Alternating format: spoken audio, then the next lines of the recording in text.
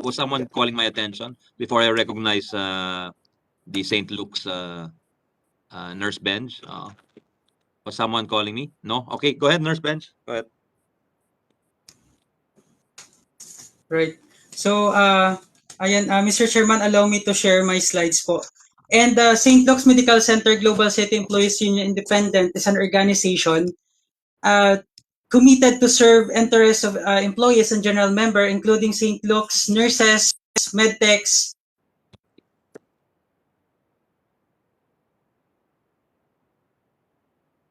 1,500 members. That's only for our hospitals. But, you know, in this, before attending this hearing, we are coordinated with the different hospitals or the different private hospitals union. And it's fortunate for us that you invited us in joining in this meeting. As our organization and other union groups from different hospitals, health of every Filipino without or with or without pandemic. We are in full support on this formulation, and we appreciate your initiative on hearing our voices and our rights. And I guess, Mr. Chair, my slides are loading there. Can you see my slides po?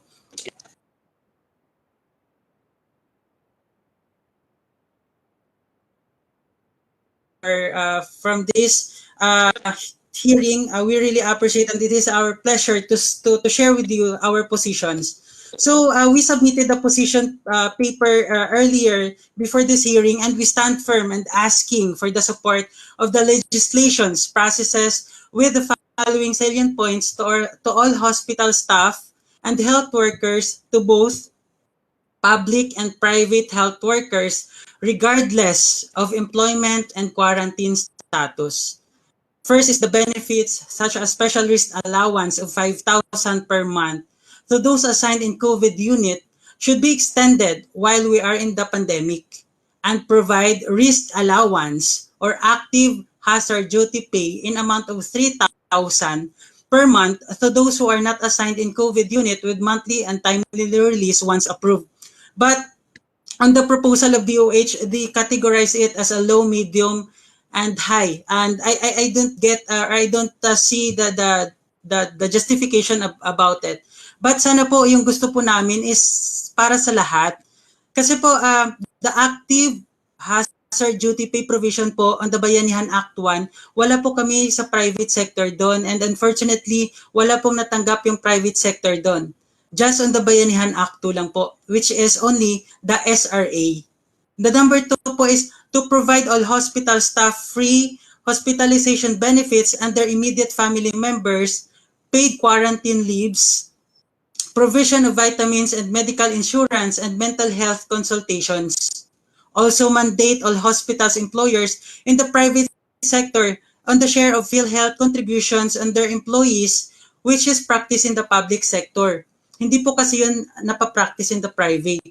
Also, income tax exemption, as mentioned by Senator De La Rosa, for all the health workers and all receive benefits to augment the take-home pay. And also strict implementation of mandatory tests for every 15 days to ensure everyone's safety, and prompt contact tracing and implementation of safety guidelines in the public. We know that in the Bayanihan Act, there's a periodic testing among health workers, but unfortunately, it is not implemented in the real scenario. So sana po, if we're going to extend these benefits, sana po maganda po yung implementation. The next is active consultation and discussion with the hospital's administrations, all organizations involved, and employees group for the guidelines and implementation of every provisions. Para po hindi po tayo magugulat na naglalaps na po yung law at hindi po nakukuha yung mga benefits na dapat ay para sa amin or para sa ating mga health workers. Just what happened with our Bayanihan Act previously. And also to ensure every health workers get decent work schedule and in accordance to the labor standards of 8 hours in a day and mandatory 30 minutes meal break in between shift and no forced overtime. Every hospital staff should perform reasonable workload and patient ratio with a proper training on handling patients before deployment on assigned unit, especially to COVID units, with hiring enough staffing and plantilla or regular position. The reason why our health workers are resigning because they are exhausted, they are overworked, and they are tired. Sana po mapansin po natin ito. And last, to continue the prescribed supplementary guidelines on the provision of life insurance, meals, accommodation, transportation allowances monthly, timely release once approved. Kasi po, matagal na pong naglaps yung Bayanihan Act pero hanggang ngayon as in the private sector, hindi pa namin natatanggap yung mga ganitong benefits. Sana po that would be the lesson for us para naman po mabigyang pansin po at mabigyan ng importansya yung mga undervalued natin ng mga health workers, lalong-lalo na po sa amin sa private sectors. Next po, just recently, kahapon na po ito, trending po ito kahapon. In our institution, it is not about the COVID-19 outbreak why the hospital is full. The real scenario po, it's because we are lack of nurses. We are lack of health workers. Maybe some of you or a lot of our countrymen or a lot of our Filipino countrymen, a lot of our fellow Filipinos are not getting enough medical attention because all of our hospitals are full. The reality po, some of our units are closing because we are out of nurses. Wala pong mag-duty in a certain unit or in a certain ward kasi po wala na pong nurses. And sayang po, kasi baka kakilala nyo po or kapamilya nyo po yung mapupunta sa hospital at tatanggihan po ng hospital kasi hindi na po nila kayang alagaan. Kasi sarado na po yung ibang units. Kasi wala na pong nurses. Sana po mapansin po natin yon. Also, we commend some of the hospitals giving a decent compensation to our nurses. Nakikita niyo po siguro si Senator Gordon, familiar po siya on the first picture on the left, na gano'n na po kataas yung compensations for some. But we are not really sure. Kasi tinatawanan po ito ng mga nurses. Kasi PR lang daw po ito. Kasi in real scenario, hindi po nila natatanggap nito. Yun po yung sabi nila. Sana po mapansin natin at sana po implement po natin ng maayos sa mga ganito. Also, some of our governments, the DOH, give or hiring nurses. Nakakalungkot lang po kasi contractual job orders. Paano pa naman tayo makaka-attract? Paano naman yung mga nurses mag-a-apply if they don't have security in their work or security of tenure? On the right picture po, nakikita nyo po, 13,000 po yung monthly salary for a nurse. Malaking insulto po yon sa mga nurses na halos binibigay po nila yung buhay nila tapos ganun po yung pagpapahalaga natin. And in some hospitals, nasa Rappler po ito, na nagda-diaper na po yung mga nurses para lang po mag-attend sa mga patients natin. And how many nurses will leave us before giving our due benefits? And also, if mass resignation is the only option for us, who can give us a new hope? Kasi dito sa Pinas, admit lang tayo ng admit, hindi po natin natitingnan kung kaya ba ng manpower natin. And ini-extend natin yung mga nurses just to take care of our patients. But at the end of the day, mapapagod po yung nurses natin at magre-resign. Gusto ko pong ipakita sa inyo. I am from Capiz. The Rojas Memorial Provincial Hospital, may plan po na mag-resign yung mga nurses kasi 2 months na po silang walang sweldo. Kasi bakit? Pinopolitika po sila.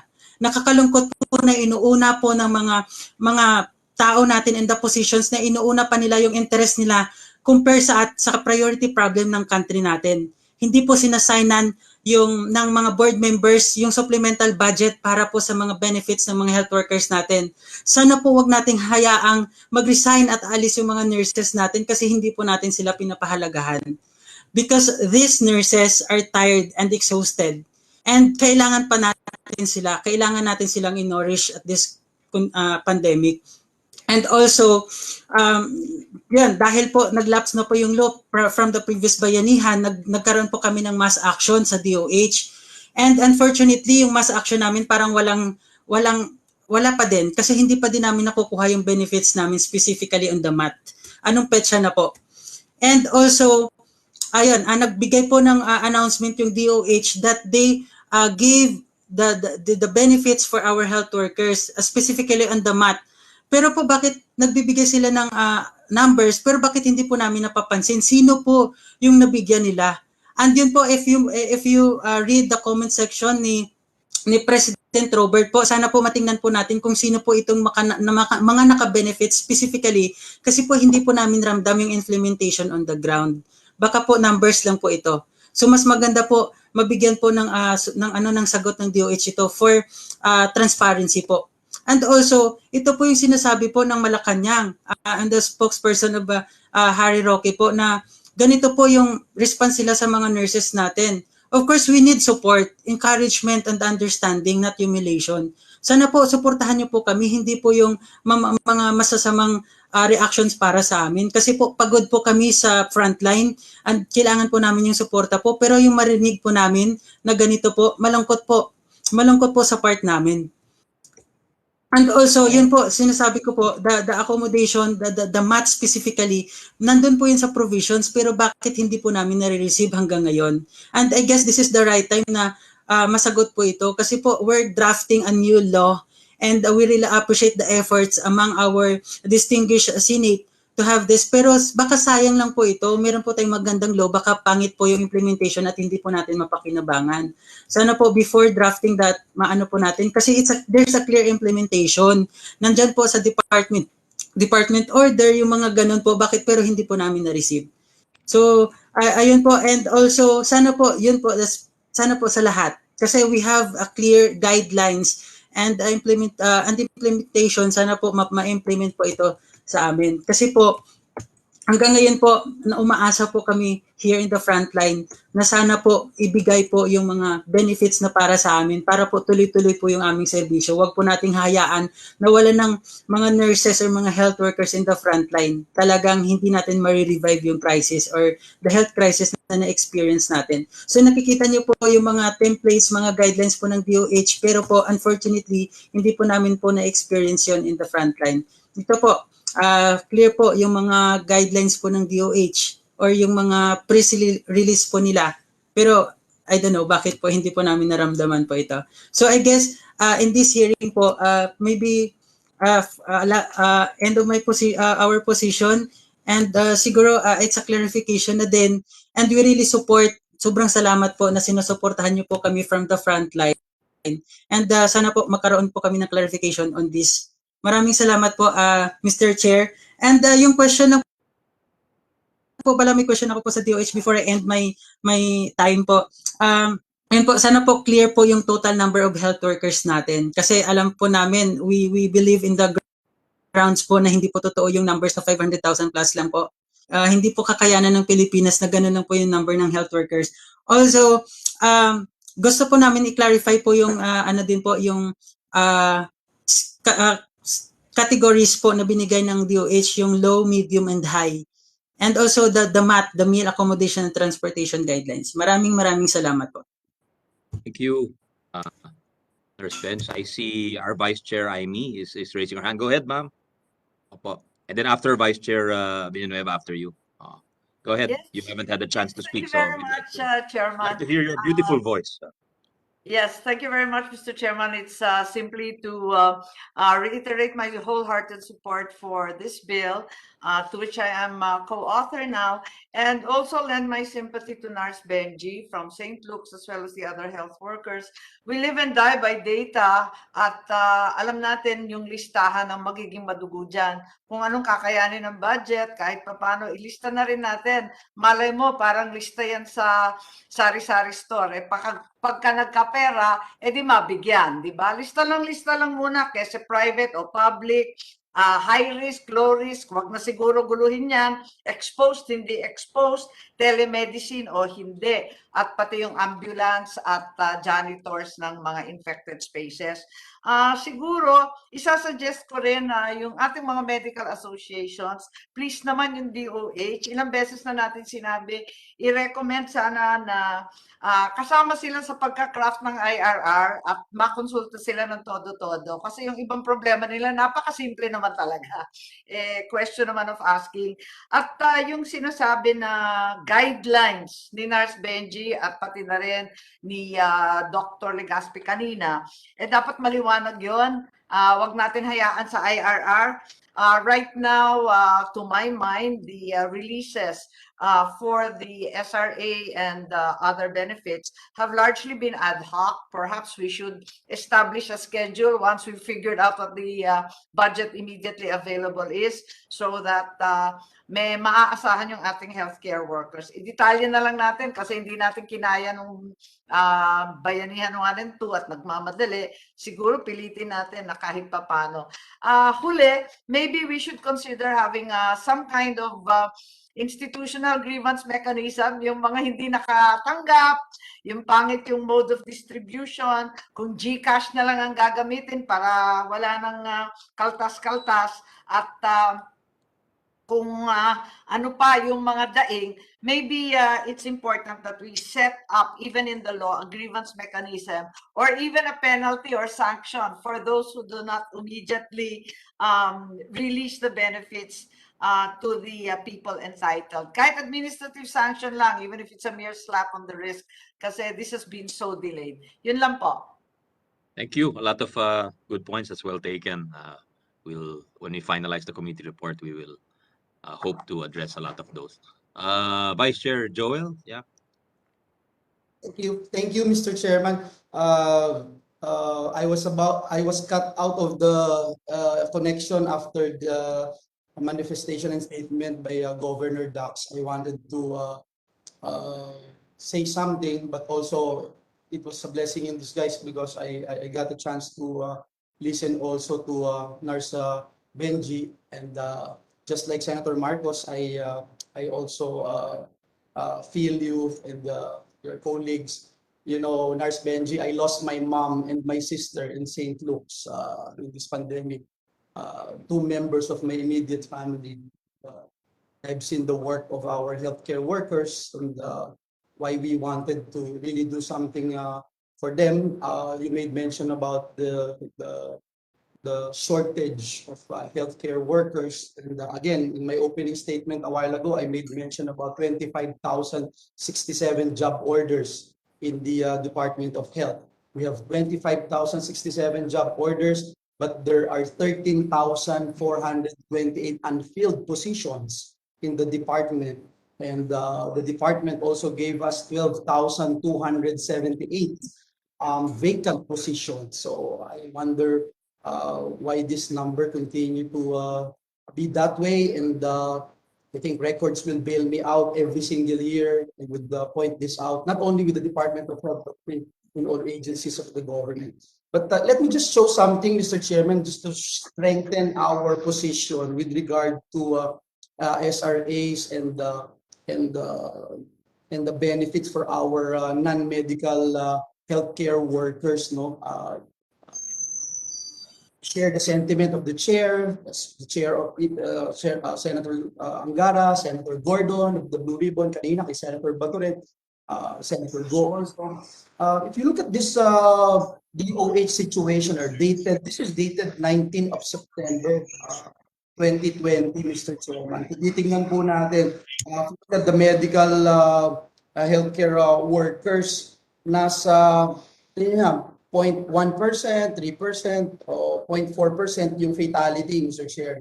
Of course, ang dami po, mas malaki ho. And then if you go to the non-medical, Mr. Chairman, just to put this on record, yung non-medical deaths po, if we could highlight yung 1.3% na death rate ng mga doctors, 1% po yun, and yung nurses yung 0.3%. Pero siguro tignan din po natin yung death rate ng non-medical healthcare workers. For example po, yung mga hospital employee, ang death rate po nila ay 4.3%. We just want to emphasize in this particular data na hindi lang po healthcare workers yung directly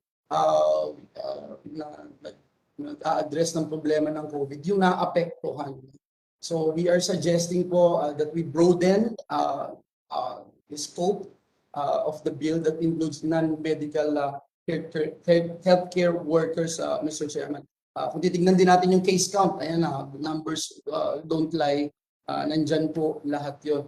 And last but not the least, Mr. Chairman, that I'd like to raise, yung binabanggit ng halos ng lahat, no? What have we learned so far? tagal na po itong COVID, magdadalawang taon na. Ano na yung mga natutunan natin? Ano ho ba yung mga bottlenecks? If we remove, for example, the pro-rating of benefits and just provide for a fixed monthly amount of SRAs and active hazard duty pay, what documentary proof required from HCWs will be eliminated. Pangalawa, how will this affect the provision of benefits from request of appropriation from the DBM to downloading to centers of health development to the hands of our healthcare workers. So ito lang po yung gusto nating i-share and I think very important as we move forward. Again, Mr. Chairman, thank you, and I'm fully supporting this mission. Thank you very much, and thank you for sharing that very illuminating data with us, Vice Chair Joel. Again, we apologize to some of our resource persons who've not had the chance to be heard, and I will give them a chance. The Philippine Red Cross, with former Health Secretary Paulino Bial. Ma'am, you have the floor. I thank you for waiting patiently. Yes, thank you, Mr. Chair, and to the members of the committee.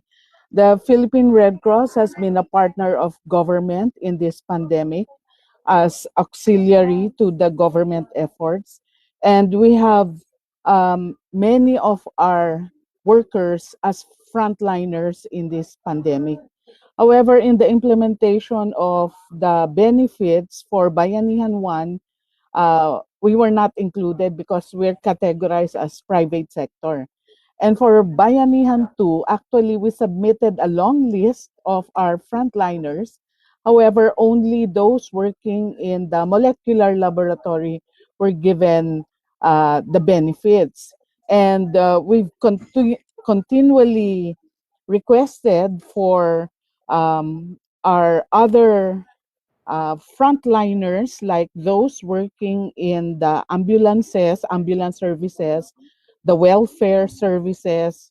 Now we're also putting up isolation facilities and the vaccination centers, that they also be included as part of the frontline health services. And unfortunately, even in the implementation of the Bayanihan 2, where private sector health workers were supposedly included, we submitted a list, and some of the health workers there, I don't know what the criteria was delisted. And even one of our lab managers and some of our encoders who are actually in our listing of those who get COVID are among the highly susceptible, the encoders, because they talk to the symptomatic patients.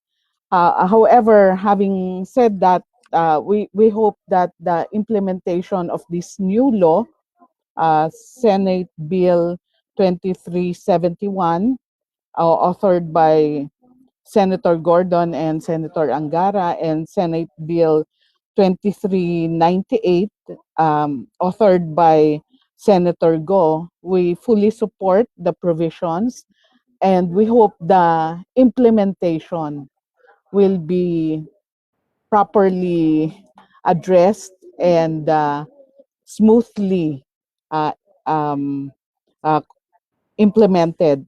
And we would like to just also include a recommendation that the guidelines must be clear for the provision of this benefit.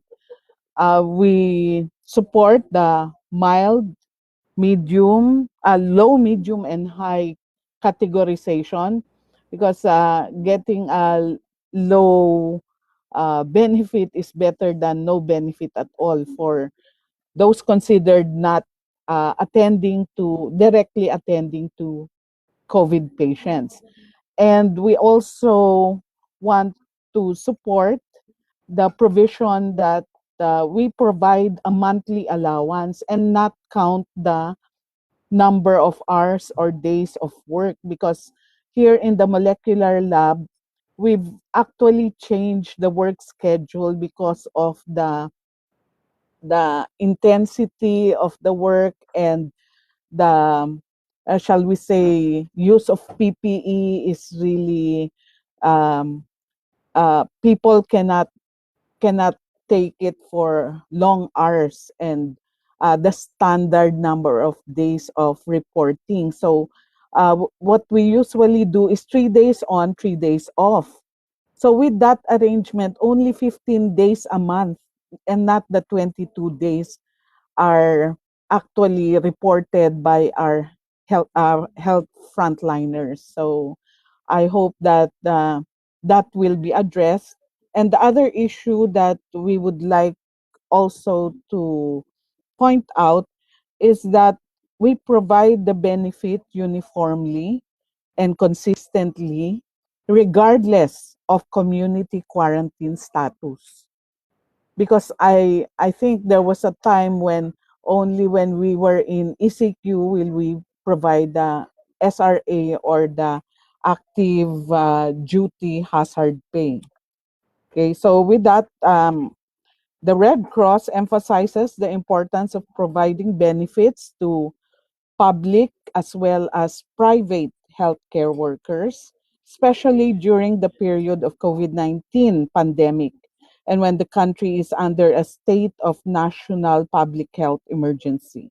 The continued provision of relevant allowances and benefits to our health workers working tirelessly for the Filipino people is only right and just.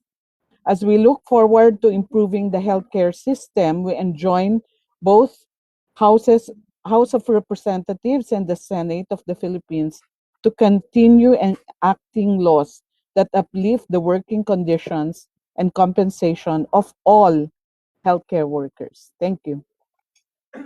Thank you very much, Secretary Bial, for the Red Cross. Some very good points there about the difficulties faced by our health workers. We'd now like to hear from PhilHealth. Again, thank you for waiting patiently, Your Honors. We have VP Shirley Domingo and Dr. Herrera with us. Thank you for waiting patiently.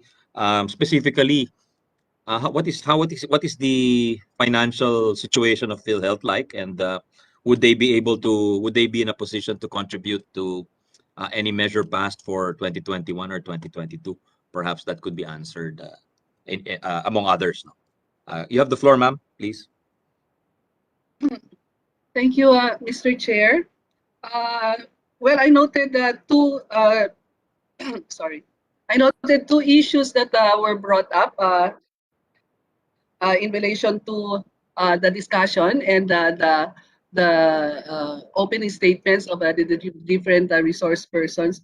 One was the contribution of the healthcare workers. As mentioned also by Dr. Atienza himself, this is in the law, and therefore we can change only the amount to be paid by the doctors if there's amendments to the law. Right now, the UHC contribution in 2021 is 3.5% with a floor of 10,000 and a ceiling of 70,000. So 3.5% of that is contributed as a premium. So that's one issue. And Could you repeat that, VP Shirley? Could you repeat what you just said, yung regarding the ceiling and the minimum, please? yes, this is in the law, in the Universal Yes, yes, Healthcare yes. Law. 2021, the amount is 3.5% of your monthly salaries or earnings, and therefore we have a floor of 10,000 and a ceiling of 70,000. So for a 10,000 salary and below, it's 350 pesos a month, and for 70,000 and above, it's 2,450 pesos a month. That's the premium contribution level at the moment. So that was an issue brought up also by our PMA President, Dr. Atienza. The yearly amount would be 4,200 and up to 29,400. However, our doctors need not pay 3 years. This was already corrected, Mr. Chair. They can pay a minimum of a quarter, 1 quarter a year.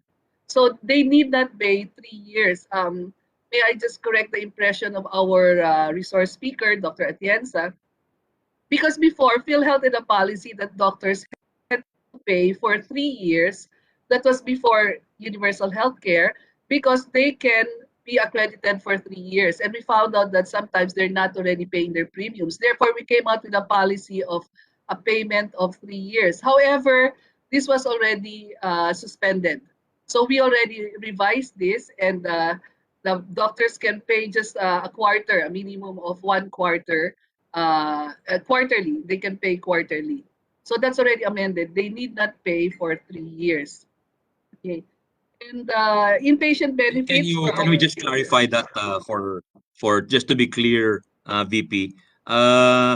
You're saying that 3 years to be covered, but now yes. just 1 quarter covered na sila. Is that your point? No, my point is before there was an issue with our healthcare workers, because when they get accredited by as a provider in PhilHealth, Yeah, they get accredited for a period of 3 years. I And see. for those 3 years, sometimes within those 3 years, the premiums are not being paid after they pay an initial payment. So we came out with a policy then that the physicians will pay a 3 years of premiums. But this was a time when the amount was still around 1,200 for a year. That was already years back. And therefore, maliit lang actually yon. But we already changed this. Tumaas na ito because of universal healthcare. Tumaas ang kanilang premiums, and we revised this policy. It's not active anymore. The doctors can pay only for a minimum of quarterly. They pay quarterly. They don't have to pay for the whole year. They can pay quarterly. So they don't even have to pay for 3 years. But how does that affect their accreditation? How long is the accreditation? The accreditation still remains for 3 years, and we just we bill them when they renew their accreditation. If they don't pay for the rest of the years, we bill them. But we encourage them to pay regularly, quarterly, if para hindi mabigat sa kanila. So that's the status at the moment. Okay. Mr. Okay. Chair. Yeah. Go ahead, Vice Chair Amy. Wala, quick suggestion lang while I'm chewing. Sorry, you don't seem to be eating yet. But I'm eating also. I'm also munching here. Wala pang nagla-lunch. Go ahead. Anyone who wants to eat, we all right, understand. unhealthy na. Okay, yes, Vice President Shirley Domingo, please. Perhaps it would be more useful to get a written revision of those instructions, because these are fairly controversial among the medical community. Sana may kopya na lang ng instructions ninyo kasi naiba yan sa dating utos eh. Yes, ma'am. It is already written actually. This was a policy that we amended already years back. So this is amended already. Maybe it needs clarification kasi hindi naman ganyan on the ground ang nangyayari yung 3 years at saka yung quarterly. Parang wala pang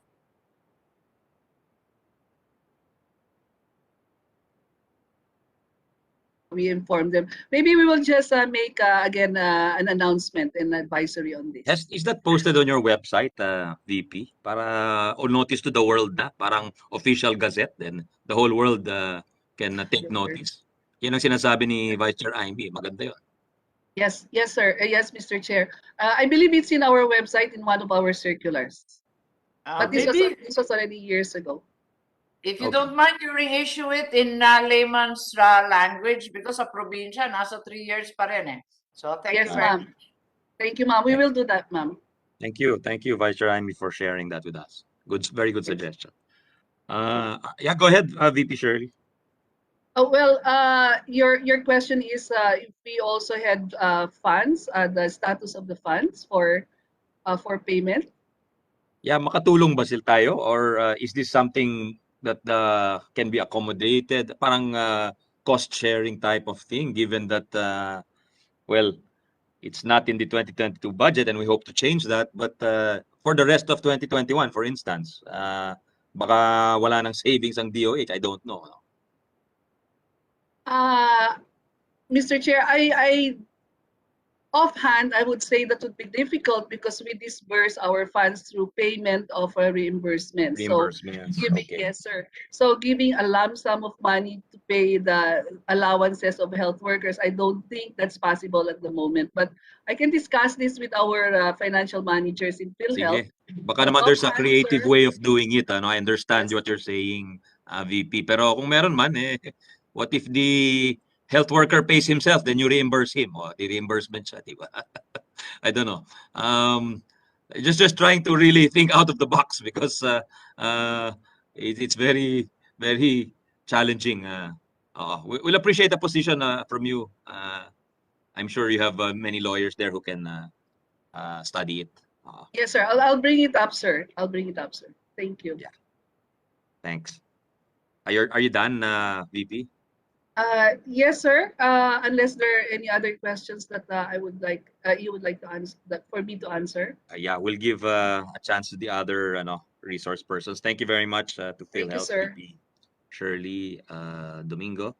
Can we hear from the League of Provinces of the Philippines? Because alam nyo, Your Honors, our health system is very disjointed. That's one of the comments made by our experts who've studied it because of the local government code. It's actually devolved, but yet it's we're spending so much at the national level. So, ang comment ng iba, hindi makagalaw ang DOH sapagkat wala silang sundalo sa baba dahil nasa ilalim sila ng mga local governments. I want to get comments on that maybe from the LPP. I think Miss Sanchez is our who used to attend a lot of our hearings on representing the League of Provinces. Miss Sanchez, thank you for waiting, ma'am. Salamat. Nice to see you again. You always used to attend our local government hearings, so you're welcome here. Go ahead, ma'am. Thank you for waiting. Yes, so good afternoon, Mr. Chair. We already submitted our position paper last night. However, we would just like to read a very short portion for which the League of Provinces expresses its support and sees the need for an unequivocal policy statement on the continued grant of the COVID-19 Special Risk Allowance and active hazard duty pay, provision of life insurance, accommodation, transportation, and meals, and provision of compensation to those who have contracted the disease with the performance of their duties as healthcare workers and for those who died from it, for the duration of the declaration of the state of national public health emergency by the President.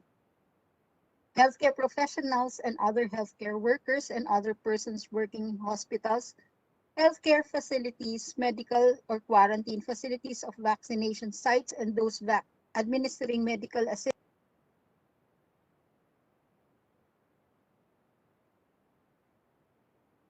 Section 4 of both bills, in recognition of their heroic efforts to address the healthcare needs of the Filipinos, especially those who have fallen ill from contracting the disease. So Senate Bills 2371 and 2398 both seek to institute why is it that the national government is spending for this? Mr. Chair, we would like to say that the LGUs are also spending so much especially for COVID-19 response. Malaki ang the major expense items of the LGU are in healthcare at the same time, pati sa social services po.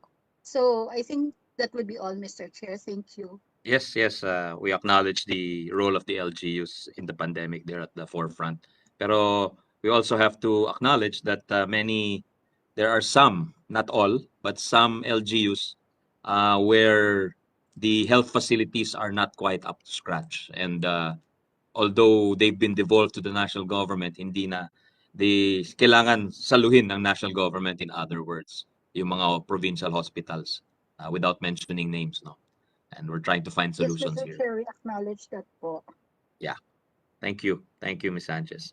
I think, is there anyone who has not? I think DBM might want to say something in addition to their reaction earlier. Meron pa ba kay Director Abelia or any of the Yes, resource sir. persons? If Anything you else would allow to us, sir. contribute? Yes, sir. If you would allow Yeah, us, go ahead. sir. Actually, sir, we already submitted our position paper nung Monday, sir. Yeah. Ang aming ano lang, sir, is the the fiscal implication of granting the allowances. Kasi nga ho, sir, if we compute the data or the estimates given by the DOH for the healthcare workers, if we compute the requirement for July 1 to September 12, 2021, for the COVID-19 SRA for 223,727 HWs, it would be 6,546,587,500.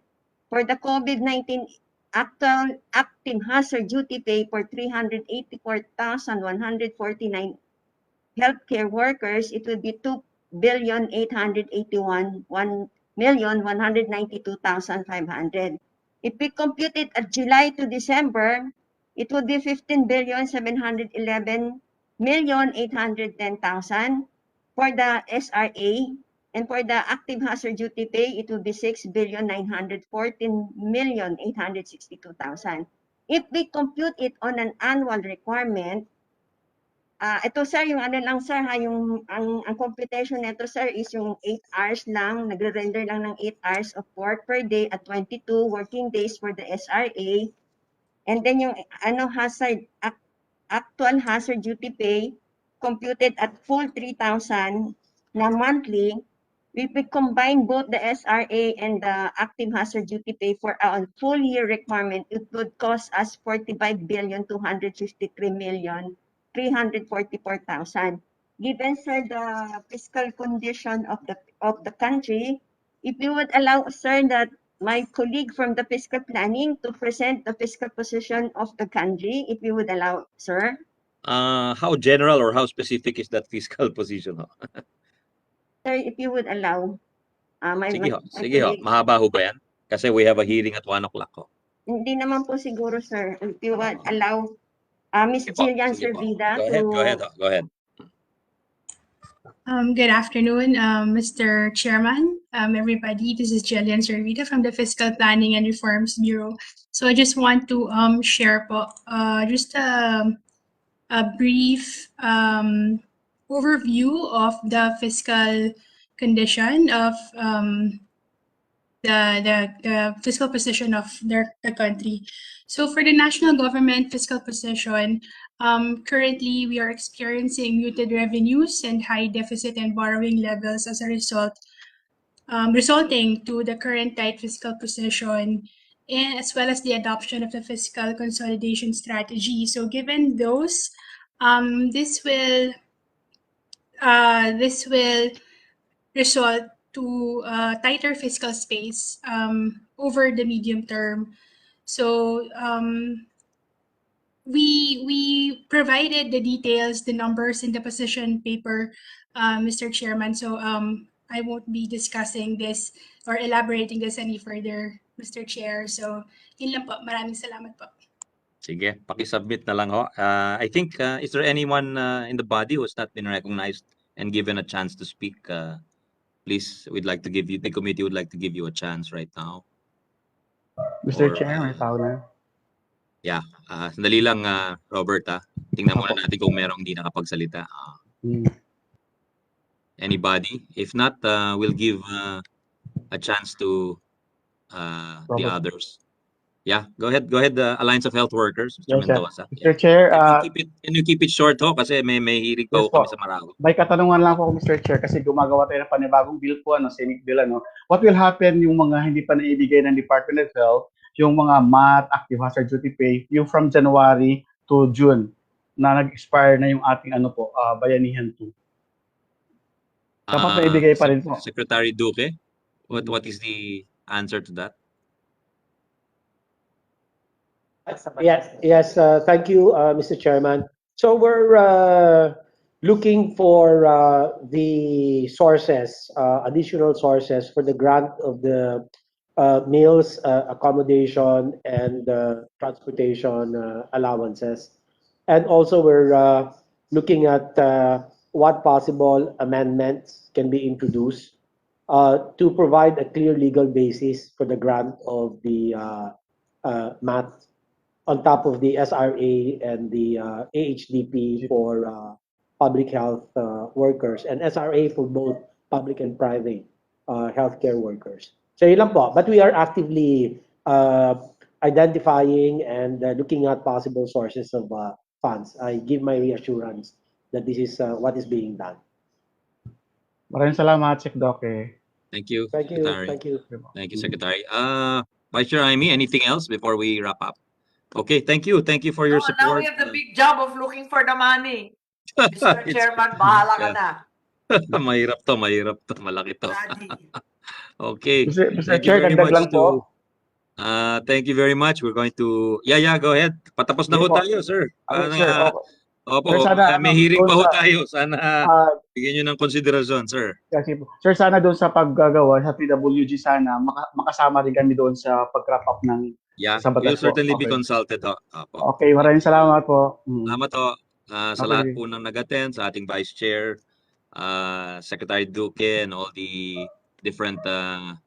Secretary, did you want to say something? No? I just said thank you. Thank you very much. Okay, thank you. Salamat. And stay safe to everyone. Ingat po silang lahat. And thank you for your contributions. We'll try to come up with a good measure by next week, hopefully, para ma-sponsor at least before the break, and then we can finalize sana. So thank you, Salamat po. Director. Salamat po. Yusek Bong, Thank you thank po. you. Thank you, Senator. Director Amy, thank you very much. Thank you Good very much. afternoon. Nice day. Challenge to. Okay. Salamat po. Salamat ng marami ho. Thank you. Salamat Ingat po. po. Okay. Salamat po. Thank you po. The safe return. This is what we're not getting. We are not getting for regular